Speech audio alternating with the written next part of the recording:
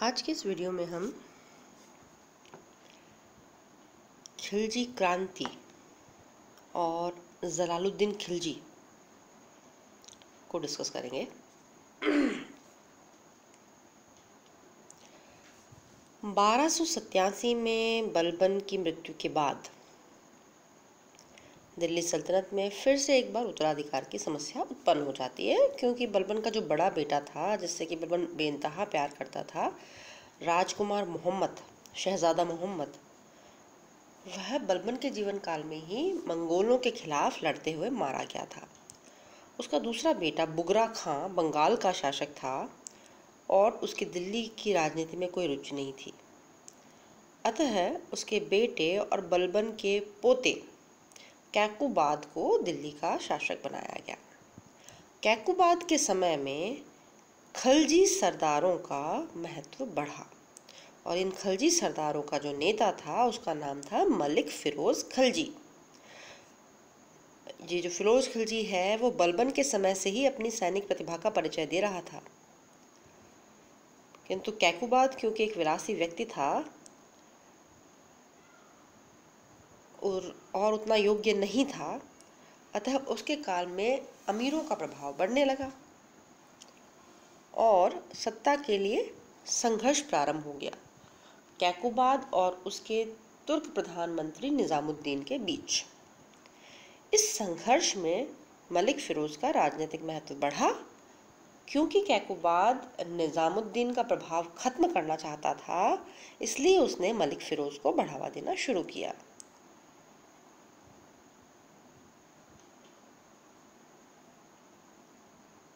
जब मलिक फिरोज खिलजी और उसके खलजी सरदारों के गुट का प्रभाव बढ़ने लगा तो इलबरी तुर्क सामंतों की ईर्ष्या के कारण निरंतर षड्यंत्र होने लगे। इसी बीच कैकुबाद को मार गया लकवा और वो गंभीर रूप से बीमार हो गया। उसके बाद उसके बेटे ख्यूमर्स को सिंहासन पर बिठाया गया और उसके संरक्षकों के रूप में इलबरी सरदार नियुक्त कर दिए गए। इन इलबरी सरदारों ने मलिक फिरोज की हत्या की योजना बनाई, लेकिन इस हत्या की योजना की जानकारी फिरोज को मिल गई, इसलिए उसने ख्यूमर्स को षड्यंत्र पूर्वक अपने संरक्षण में ले लिया और 3 महीने के अंदर ही उसने स्वयं को सुल्तान ग्रहण कर लिया। इसके साथ ही बलबन के वंश और इलबरी सामंतों की सत्ता का अंत हो गया और खलजी वंश की स्थापना हुई और खलजी वंश के उदय के साथ ही सल्तनत की राजनीति में कई महत्वपूर्ण परिवर्तन हुए, जिन्हें खलजी क्रांति के नाम से जाना जाता है। खलजी क्रांति के क्या अभिप्राय थे, यह यूनिवर्सिटी एग्जाम्स में और कॉम्पिटिटिव एग्जाम्स में पूछा जाने वाला एक लोकप्रिय प्रश्न है। आपके यहाँ बीए सेकेंड ईयर में 250 शब्दों में इस प्रश्न का उत्तर अक्सर पूछ लिया जाता है। तो खलजी क्रांति से आप क्या समझते हैं? देखिए, सबसे पहले तो ये खलजी कौन है। देखिए, खिलजी जो है वो मूलतः तुर्क ही थे, तुर्की से ही आए थे, लेकिन लंबे समय तक अफ़गानिस्तान में रहने के कारण, और अफ़गानिस्तान में भी एक खलज क्षेत्र है, वहाँ रहने के कारण इन्हें खलजी कहा गया और लंबे समय तक तुर्की से दूर अफ़गानिस्तान में रहने के कारण उन्होंने इस क्षेत्र की आदतों और रीति रिवाजों को अपना लिया था। इनमें से अधिकांश जो थे ना, वे मोहम्मद गौरी और उससे भी पहले गजनवी के सैनिकों के रूप में भारत आए थे और फिर मध्य एशिया और अफ़गानिस्तान में बस गए थे। इसके बाद मध्य एशिया और अफगानिस्तान में मंगोल उथल पुथल के कारण भी इस जाति के कई लोग शरणार्थी के रूप में भारत आए, लेकिन इनकी आदतें रीति रिवाज तुर्कों से भिन्न होने के कारण इन्हें भारत में इल्बरी तुर्कों से भिन्न समझा गया। दिल्ली सल्तनत की स्थापना के बाद लंबे समय तक सत्ता पर इल्बरी तुर्कों का ही एकाधिकार रहा और इल्बरी तुर्कों का मतलब है इल्बरी जनजाति के तुर्क। इन तुर्कों ने जातिवाद पर बहुत ज़्यादा बल दिया। राज्य की आधारशिला केवल तुर्कों के हितों की रक्षा और उन्हीं के सीमित एकाधिकार पर रखी गई। बलबन ने तो विरोधी तत्वों के दमन के लिए हिंसात्मक तरीके भी अपनाए थे, किंतु इस पृष्ठभूमि में खलजी दल की जो सरल विजय हुई उसने ये सिद्ध कर दिया कि जातीय निरंकुशता अब अधिक समय तक नहीं चल सकती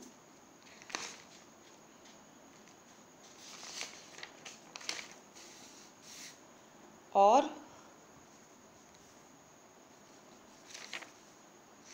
खलजियों की नसों में शाही खून नहीं था। वे सर्वसाधारण वर्ग से आते थे। उनके राज्यारोहण ने इस मिथ्या धारणा को भी, इस झूठी धारणा को भी समाप्त कर दिया कि जो प्रभुसत्ता है उस पर केवल विशेषाधिकार प्राप्त वर्ग का एकाधिकार होना चाहिए।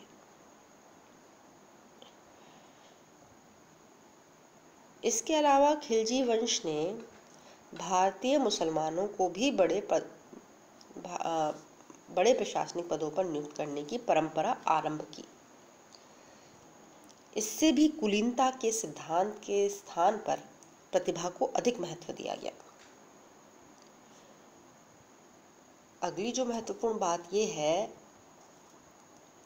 कि खिलजी शासकों ने, विशेष रूप से अलाउद्दीन खिलजी ने, राजनीति को धर्म से पृथक रखने का प्रयास किया और उसने साम्राज्य विस्तार का एक नया अध्याय प्रारंभ किया। इसलिए ये जो 3-4 कारण मैंने गिनाए हैं, पहला कि इल्बरी जनजाति की निरंकुशता का अंत हुआ, भारतीय मुसलमानों को सत्ता में सहभागिता मिली और धर्म एवं राजनीति के पृथक्करण का पहला प्रयास हुआ और साम्राज्यवाद ने भी पहली बार मूर्त रूप धारण किया।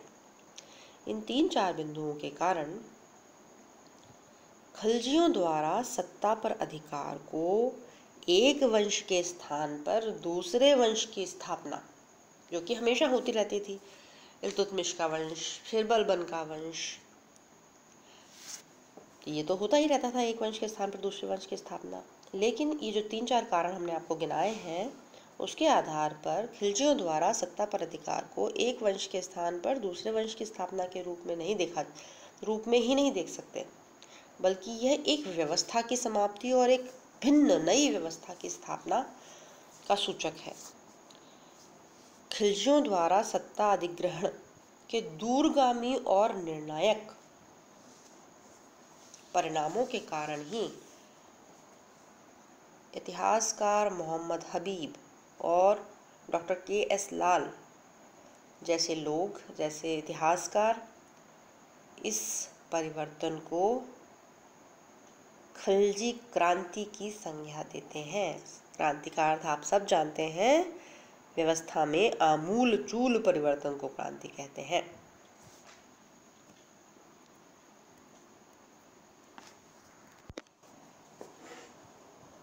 अब इस खिलजी क्रांति का जो प्रणेता है जलालुद्दीन खिलजी, उसके बारे में हम बात करेंगे।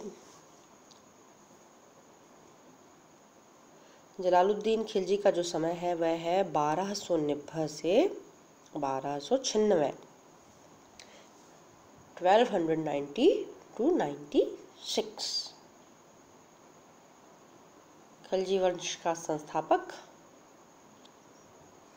मलिक फिरोज खिलजी था, जिससे सत्ता पर अधिकार करने के बाद जलालुद्दीन की पदवी धारण की। बलबन के शासनकाल में ही वह एक कुशल सेनानायक के रूप में ख्याति प्राप्त कर चुका था। उसने मंगोलों के खिलाफ अपनी प्रतिभा का प्रदर्शन किया था।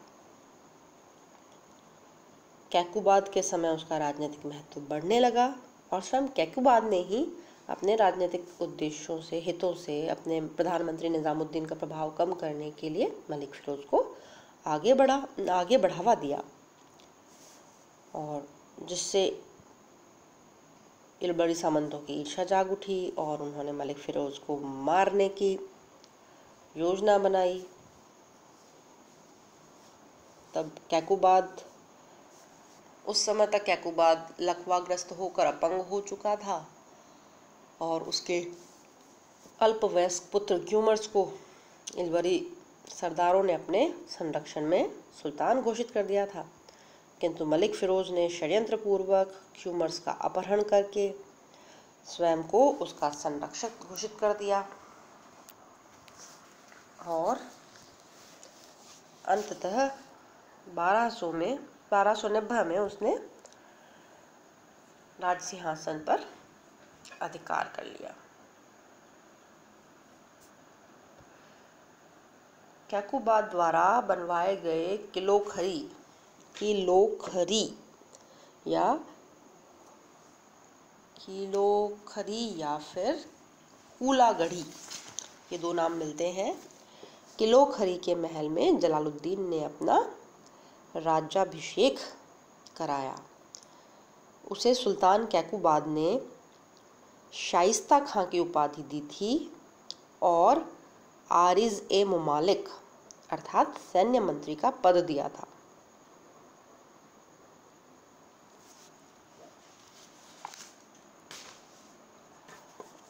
अब हम जलालुद्दीन खिलजी की कार्य प्रणाली और उसके कार्यों की संक्षेप में चर्चा कर लेते हैं।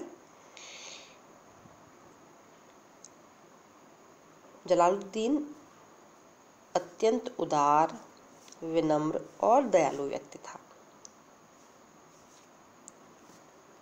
और सत्ता का वो दृढ़ उपयोग नहीं कर पाया।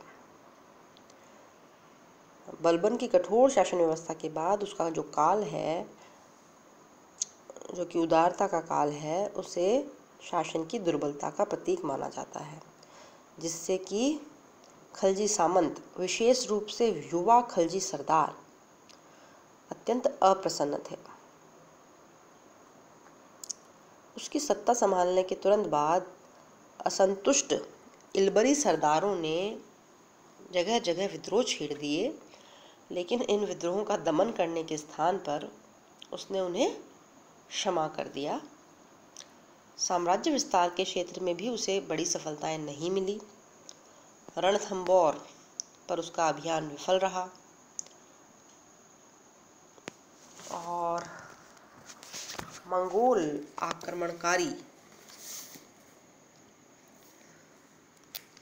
आक्रमणकारियों से भी उसने संधि कर ली।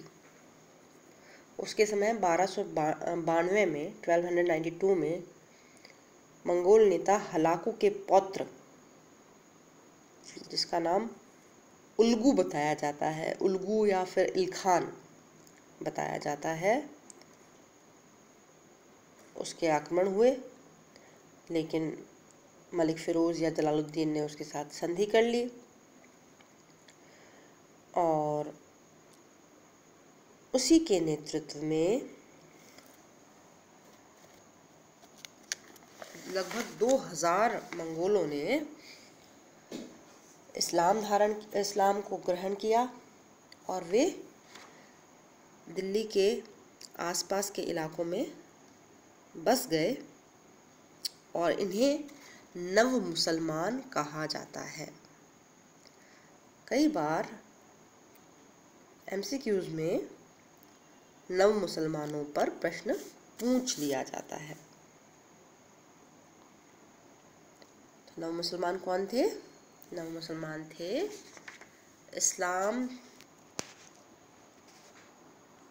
धर्म ग्रहण करने वाले मंगोल सैनिक।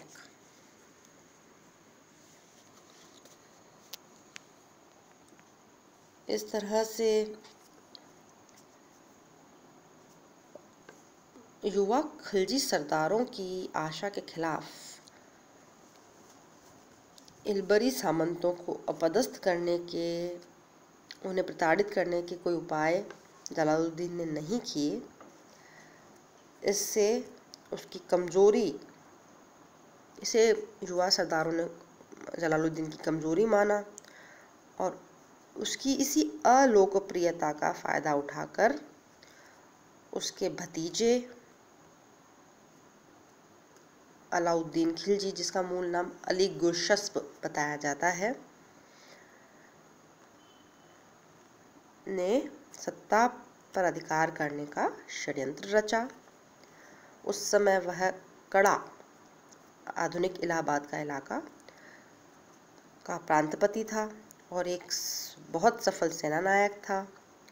भीलसा, चंदेरी और देवगिरी के अभियानों में उसने काफ़ी सारा धन लूट के रूप में अर्जित किया था। उसके समर्थकों में असंतुष्ट खलजी सरदार भी थे।